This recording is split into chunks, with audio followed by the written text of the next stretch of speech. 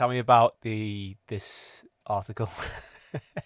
So it's written by the New York Times music critic, classical music critic, Tomasini. The background is classical music and opera had a huge diversity problem for many decades. It was all white dudes.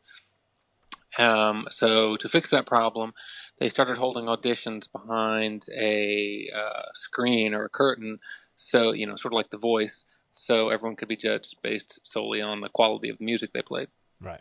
And so it was very successful in improving representation among women. A lot of orchestras are now like half women. The New York City Philharmonic is over 50% women, and but apparently it didn't have that same effect among like people of color. So for a lot of obvious reasons, right? I mean, playing classical music is something that requires, usually you have to go to an expensive conservatory. You have to hire all kinds of, pay for all kinds Instruments. of lessons. Yeah, instruments, exactly.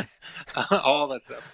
So there's a reason it would sort of skew white, but and why this wouldn't help people of color. Anyway, so his article is about how they should end the practice of holding blind auditions, so that they can improve diversity in music.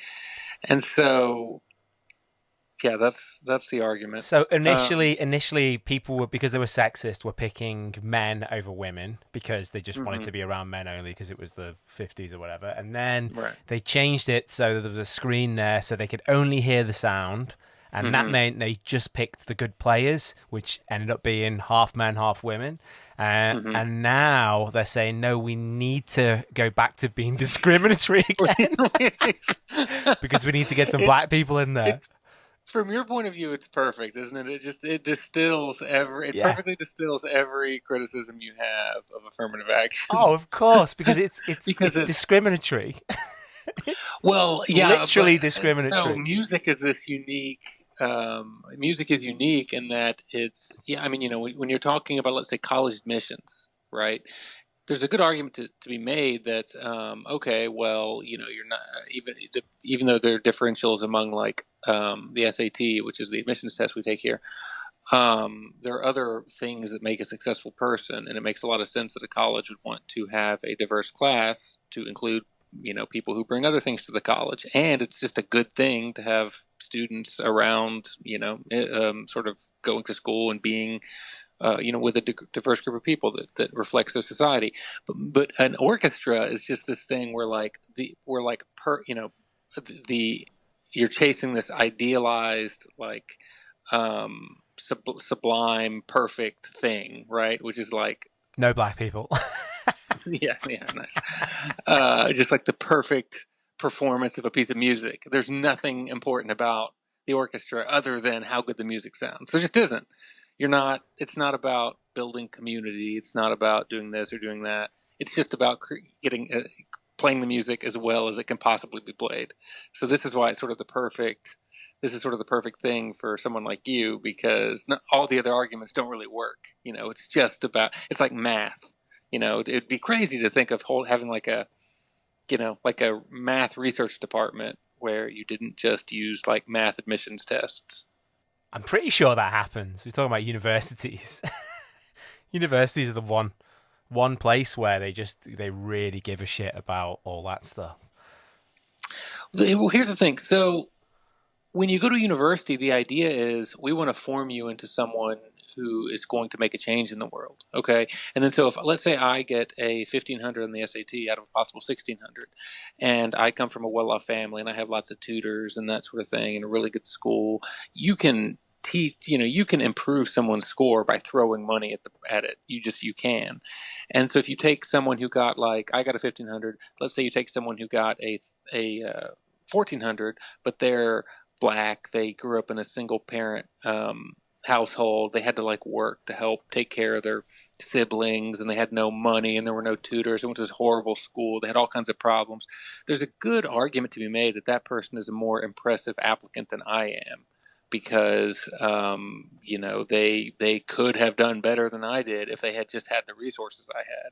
And the idea is that if we both go to when we go to college, the college is trying to like turn us into something that's going to change the world, right? Whereas in like the New York Philharmonic, the idea is more that like you're coming there as a nearly perfect, as a nearly like a perfected tool that's being put to use to like make good music. You know, it's not like a training academy. It's like, this is the pros. You're supposed to already be, it's just about who's the best at playing music. Whereas college, there are a lot more factors because it's a different mission. Like sports, then. Um, Similar to mm, sports. Similar to yeah, sports, yeah.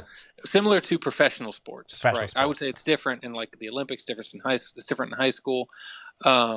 This is the argument for like, well, that's a whole nother can of worms. But yeah, it's similar to professional sports. It's similar to like a math institute, right, or like NASA or something. But yeah, so it's, oh yeah, sorry. The argument that Tomasini made was, when you get to the level of like of a big city philharmonic, well, everyone is so talented these days because music education has improved so dramatically, that there are just the most minor gradations, the most minor differences between someone who makes the New York Philharmonic and someone who makes like a lesser Philharmonic, right? The differences are so small that you're not really sacrificing quality by lifting the curtain and maybe taking someone who didn't perform quite as well, just in purely musical, purely sort of as a musical metric. So you might as well, you're not really sacrificing anything to gain that representation, that greater representation. But the point I was making to you earlier was that to me that's ridiculous, because in any pursuit at the absolute highest levels, the difference between the best and someone who's just really, really, really good is going to be very small, right? The difference between Usain Bolt and the guy who gets, the famous sprinter, and the guy who gets fourth place is tiny, right? It's so tiny. It's just, it's something that only they probably understand the difference between those two people. You're there But to it's see the best. everything. Yeah. You're there to see the best, right? It's what that is. It's a competition to see who's the best of the best of the best. And similarly, the New York Philharmonic is in a competition to see who can create the most, come the closest to the sublime in music. And so to me, that argument is pretty nuts. I mean, who can come to closest to perfect? And that just isn't black people. Sorry, they're just not perfect at music. I don't know about that. Well, So why aren't there any black people in there then? Why is it all white? I definitely think that there should be a huge amount of resources poured into improving sort of opportunities for people of color to go to the conservatories that are almost exclusively the province of like wealthy white people, or sometimes at least white people who are exposed to the kind of scouts who can recognize talent early on. I definitely think they should be given we should do a lot more to make sure they have those same opportunities.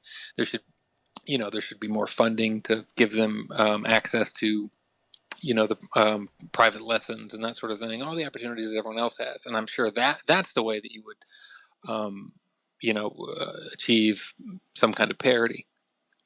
Generally speaking, I think that the distinction between like equality of outcome versus equality of opportunity is total nonsense for a lot of reasons. But in this particular instance, there absolutely is that distinction, right? This guy's arguing for equality of outcome. Like a time slice principle, where they take you take a slice of the Philharmonic or whatever, the New York Philharmonic or the Berlin Philharmonic, and you look at the group and you say, oh, we need to make sure that the distribution here matches the larger distribution of society, and we're going to make the adjustment there. Obviously, in this case, there is an equality of opportunity, which takes place years and years earlier when you're 4 years old and you show a talent for something, so they send you to the conservatory, which might cost $30,000 a year. In this case, I definitely think that is where the improvements need to be made. It says in the opening, to make orchestras more diverse, end blind auditions, and then it says, If ensembles are to reflect the communities they serve, the audition process is taken into account. Right? Like, if ensembles are to reflect the communities they serve, that's the error there. They are not there to. You don't go to an orchestra just so you can see your community. You go to an orchestra to see the best musicians. And I'm sorry. Yeah, you don't. In fact, you don't go to an orchestra to see at all, really. Yeah. So maybe you should just You have know, blind you go orchestras where you you go can't. to an orchestra to hear Yeah, you can't see the people on stage at all. Or how about this? How about this? Some of them are in blackface. that. I might submit a letter to the editor to that effect. Minstrel shows, proper minstrel. You couldn't believe that minstrels are chocolate in England, can you? That's nuts. There's these tiny candies, as you call them, which are like you have Smarties, right? No, but I know what they are from Okay, England. M&M, we have M&Ms, M&Ms. flat Yeah, yeah, M&Ms, kind right. of non-peanut M&Ms, like them, but twice the size, and they're completely brown, and they're called minstrel. They're brown. Oh no. They're black with a brown inner. You know what we do have? Speaking of that, so there's a cookie here called a Milano, but it sounds uncomfortably like a mulatto, which was like historically was a term for someone with like one black and one white parent, or just someone of mixed race. Oh, Uh, okay. and the cookies are like Like fucking white. Oreos. They're like opposite Oreos. They're white cookies with like a chocolate cream center, and they're called Milanos. And it's Scrubs made a joke about it once, where Zach Braff was like, "I thought that was a little."